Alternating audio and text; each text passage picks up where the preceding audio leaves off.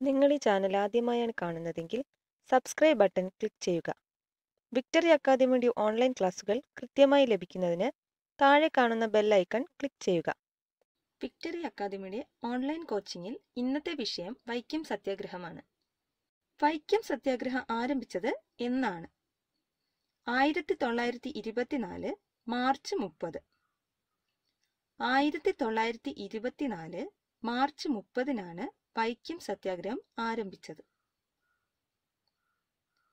വൈക്കം സത്യാഗ്രഹത്തിന്റെ കേന്ദ്രം എവിടെയായിരുന്നു? വൈക്കം മഹാദേവ ക്ഷേത്രം. കോട്ടയത്തെ വൈക്കം മഹാദേവ ക്ഷേത്രത്തിലായിരുന്നു വൈക്കം സത്യാഗ്രഹത്തിന്റെ കേന്ദ്രം.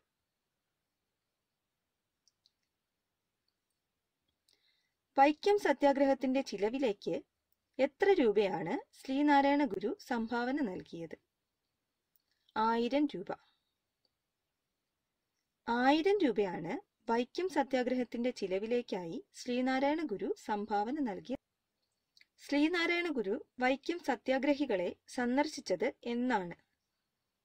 1924 സെപ്റ്റംബർ 27-ന്.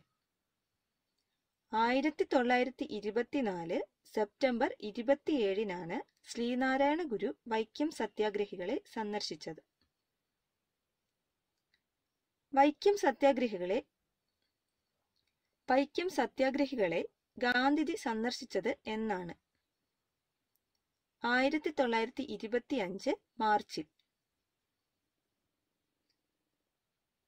1925 മാർച്ചിലാണ് വൈക്കം സത്യാഗ്രഹികളെ ഗാന്ധിജി സന്ദർശിച്ചത്.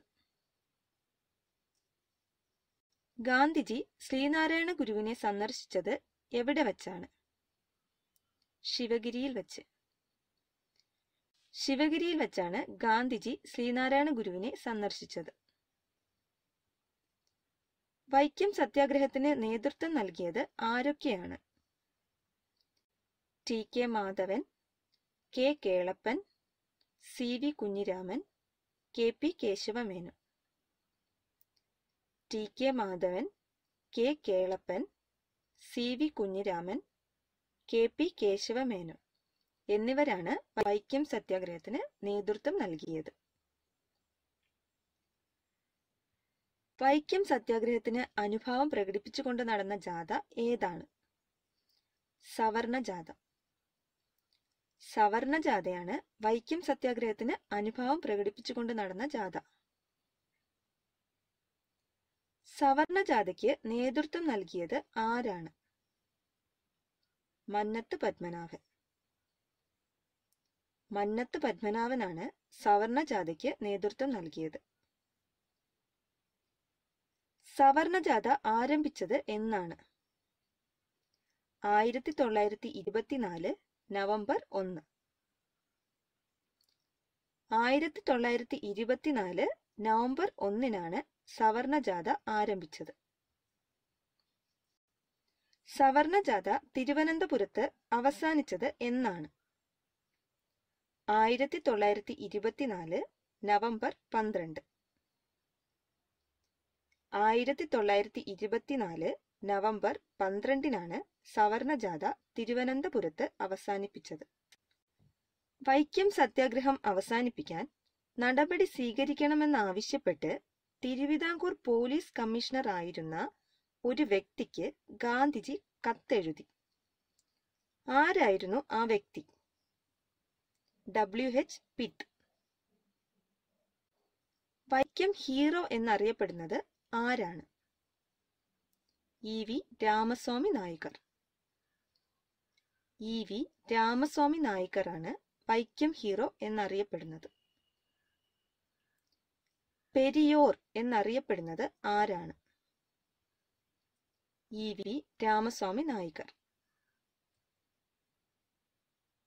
E.V.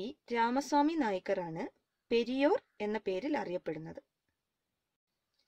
അയിത്തോച്ചാടനത്തിനെതിരെ പ്രമേയം പാസാക്കിയ കോൺഗ്രസ് സമ്മേളനം ഏതാണ്? കാക്കിനട. 1923 കാക്കിനട കോൺഗ്രസ് സമ്മേളനത്തിൽ വച്ചാണ് അയിത്തോച്ചാടനത്തിനെതിരെ പ്രമേയം പാസാക്കിയത്. കാക്കിനട സമ്മേളനത്തിൽ പ്രമേയം പാസാക്കാൻ മുൻകൈയെടുത്തത് ആരാണ്? ടി.കെ. മാധവൻ. ടി.കെ. മാധവനാണ് കാക്കിനട സമ്മേളനത്തിൽ പ്രമേയം പാസാക്കാൻ മുൻകൈയെടുത്ത വ്യക്തി. വൈക്കം സത്യാഗ്രഹത്തെ അനുകൂലിച്ചുകൊണ്ട് പഞ്ചാബിൽ നിന്നെത്തിയ വിഭാഗം ഏതാണ്? അകാലികൾ. അകാലികളാണ് വൈക്കം സത്യാഗ്രഹത്തെ അനുകൂലിച്ചുകൊണ്ട് പഞ്ചാബിൽ നിന്നെത്തിയ വിഭാഗം. വൈക്കം സത്യാഗ്രഹം എത്ര ദിവസം നീണ്ടുനിന്നു? 603 ദിവസം. വൈക്കം സത്യാഗ്രഹം 603 ദിവസം നീണ്ടുനിന്നു. വൈക്കം സത്യാഗ്രഹം അവസാനിച്ചത് എന്നാണ്? 1925 നവംബർ 23. 1925 നവംബർ 23-നാണ് വൈക്കം സത്യാഗ്രഹം അവസാനിച്ചത്. വൈക്കം സത്യാഗ്രഹം ആരംഭിക്കുന്ന സമയത്തെ തിരുവിതാംകൂർ ഭരണാധികാരി ആരായിരുന്നു? ശ്രീമൂലം തിരുനാൾ. ശ്രീമൂലം തിരുനാളായിരുന്നു വൈക്കം സത്യാഗ്രഹം ആരംഭിക്കുന്ന സമയത്തെ തിരുവിതാംകൂർ ഭരണാധികാരി. വൈക്കം സത്യാഗ്രഹം അവസാനിച്ച സമയത്തെ തിരുവിതാംകൂർ ഭരണാധികാരി ആരായിരുന്നു? സേതു ലക്ഷ്മിബായി. സേതു ലക്ഷ്മിബായി ആയിരുന്നു വൈക്കം സത്യാഗ്രഹം അവസാനിച്ച സമയത്തെ തിരുവിതാംകൂർ ഭരണാധികാരി.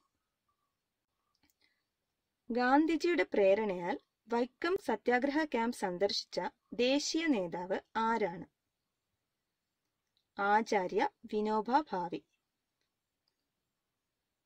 ആചാര്യ വിനോബ ഭാവെയാണ് ഗാന്ധിജിയുടെ പ്രേരണയാൽ വൈക്കം സത്യാഗ്രഹ ക്യാമ്പ് സന്ദർശിച്ച ദേശീയ നേതാവ്. നിങ്ങൾക്ക് ഈ വീഡിയോ ഇഷ്ടമായെങ്കിൽ ലൈക്ക് ബട്ടൺ ക്ലിക്ക് ചെയ്യുക. കൂടാതെ ഈ വീഡിയോ നിങ്ങളുടെ കൂട്ടുകാരുമായി ഷെയർ ചെയ്യാനും ശ്രമിക്കുക.